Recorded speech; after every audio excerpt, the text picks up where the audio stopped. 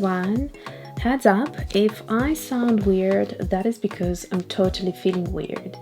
I had my second Pfizer, actually it will be 3 weeks tomorrow, and when I first had it done I felt like literally nothing, and I was expecting to feel a lot worse than after the first one from what I heard, but I had no symptoms or side effects of any sort.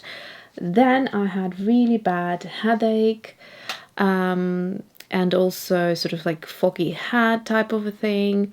Then it went through my entire muscles. I would feel like I was hit by the bus. It was quite sort of, just the regular flu symptoms.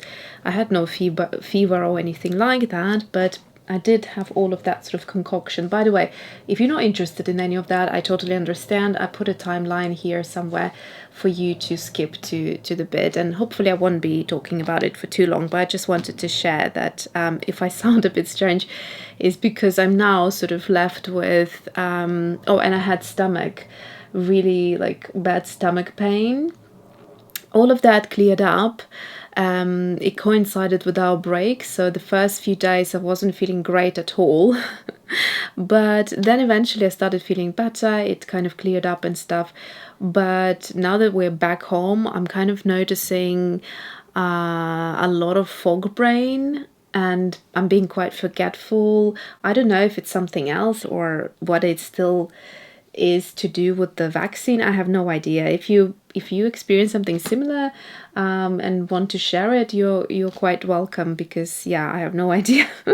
These days it's all very strange what's going on. Anyway, so today I want to share with you what I packed with me to take on that little break. So we went for a week and we did a staycation, so we didn't travel abroad. I'm still feeling quite anxious traveling on an airplane this year, at least. I quite literally feeling anxiety of going to an airport and dealing with all of that. Why am I talking about this again? Anyway, so again, just a warning, if I will be sounding strange or not making much sense, then this is why. So we have gone away for a week. Oh yeah, staycation. So we stayed, we didn't fly anywhere, and this is what I packed. Now, I wasn't actually going to pack anything at all. So there was a comment left by one of my viewers on YouTube saying something that, along the lines, have a great break, but if you're planning to do any art, do share what you take with you or something like that. And I thought, you know what? I wasn't planning to do any art, but why not? I knew that there is an outdoor swimming pool, and I thought I might want to just do a bit of illustrating while I'm there. Or not, I didn't know. But I decided to just get a few things very quickly. As I was packing, I just quickly went into my studio and grabbed the simplest things I could think of. So for a sketchbook, I took a new Good Inkpressions. This is letterpress handmade stationery. I bought quite a few of her. These are called TN's travel notebooks, so you can use them as inserts, and she uses different types of Tamoy River paper. This is the white, and it's the thicker one, I believe. So yeah, I found her shop a few years back on Etsy, and I have a few untouched sketchbooks because I'm going through them quite quickly once I start. So I haven't done that much work actually, just did 2, 3, unfortunately didn't do any more, but I still wanted to share that with you. So what I have here is just this will prove my foggy brain, because look, I could have just taken the water brush, but no, I decided to take a whole jar, a napkin, and where is this? And a brush. So yeah, definitely foggy brain has influenced me with this packing, but at the minute I can't see where I placed my water brush. Maybe because I didn't see it, I just decided, oh, here it is. Yeah, so this would have been a much better option. But yeah, anyways, this is what I packed. There's some earphones there, but nothing interesting. Just if I wanted to listen to something. And for my watercolors, I went for Etchr. This is the Mini 35 or 37 wells, I forget, I'll put the info down there, palette. And basically this I used as a mixing tray if I needed to mix anything. Here are the colors. There is a video that I put together, I'll try to link it up here somewhere, where I filled up these pans. The video is not of me filling it up, but rather talking and sharing all the colors that went into this palette. In hindsight, I think if I would fill this palette again, I would probably do it slightly different. I would first of all concentrate on these groups of 5 and create color groups. So I would maybe use 5 yellows, 5 oranges, reds, pinks, maybe greens and neutrals, or neutrals in the middle and then greens, blues, something like that, and then neutrals in the middle. Because the way I have done it, I started with the brightest and then just kind of went like that circle wise. So this is how I can find them on the swatch list. The other thing I also noticed, because I was concentrating on makeup colors, so these would be like the perfect lipstick colors and you know, like cheek colors and all of that, I missed out on a lot of colors that actually would have been good, like gray colors and maybe some other colors that I would like to add here, maybe some more dark and neutral colors. And also just if I ever wanted to, I think like a couple of greens and a couple of blues would have been good as well, just to mix them in to create more shades. So the blues can be used to create a variety of greens and purples if mixed with yellow and pink. And then, you know, greens if I ever wanted to, I don't know, mute or deepen some colors. So that's that. In my pencil case, I packed a few pens, and I think, so what did I use? I used this pen here, and I think I used the gold Uni Posca. I used this pencil and that pencil, so mostly I used everything except for these. So let's see. I have a Muji 0.25, so this is like the finest that I own. I really like illustrating with this pen as well. And this is the 0.35, also by Muji. I'm trying to think. I think I had this pen with me as well. It's just been out on the desk because I used it since I was back to write. Then I have Jackson's 10-0 Quill brush. That has been fun as well. I have my little brush holder or brush rest, which are still available on my Etsy, Alyona Creates. So these are quite cute with hand painted artwork, of course by me. These are waterproof. And they're quite light because they're made out of air dry clay. Third pen option was 0.4, and so I've got 0.25, 0.35 and 0.4, and this is the Pilot G-Tech C4.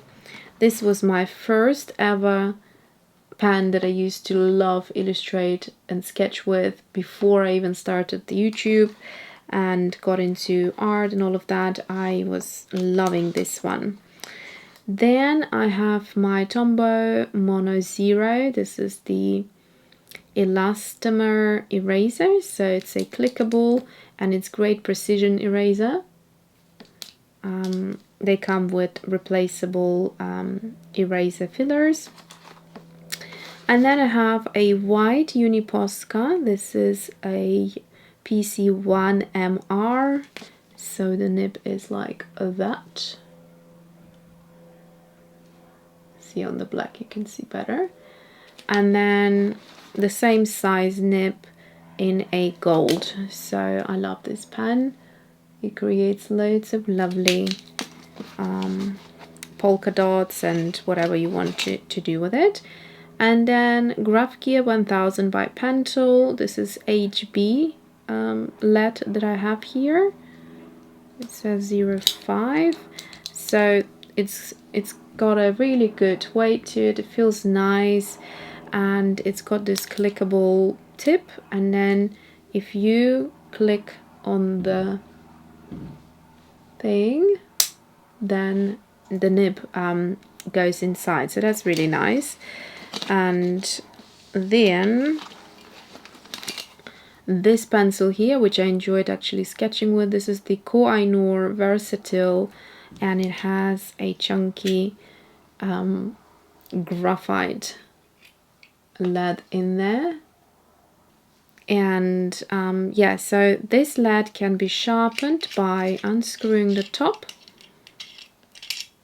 and then you just, I can't do it now, but you basically stick it in there. Make sure you click it out first, and then stick it in right at the bottom and just twist it to make it go sharp again, and then screw it back in, and you can, you know, do it like that. And I love this one again because all of these are great retractable nibs, so that means travel friendly pens.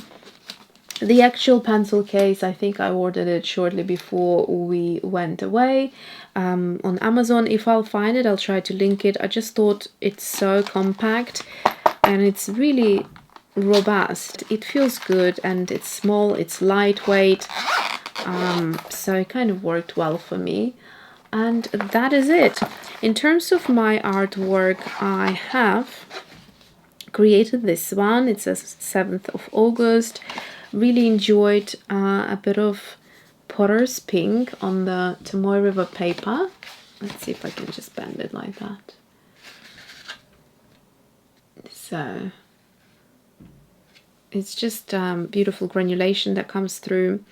And this was sketched with that Koh-i-Noor pencil that I just showed you. So this pencil right here. It's fun to just, you know, sketch with different experience, because it's also quite thick and heavy. Just the whole thing kind of looks good as well, you know. The graphite is nice and soft. I wonder actually what, it doesn't say here, and I don't remember what the graphite was.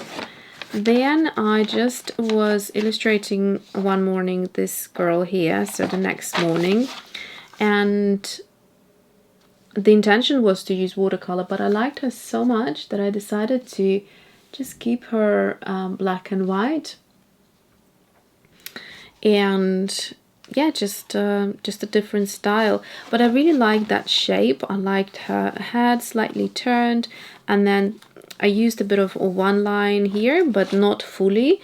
I just combined it with normal drawing and line making, and it's not as heavy as if I would use one line drawing throughout the whole illustration.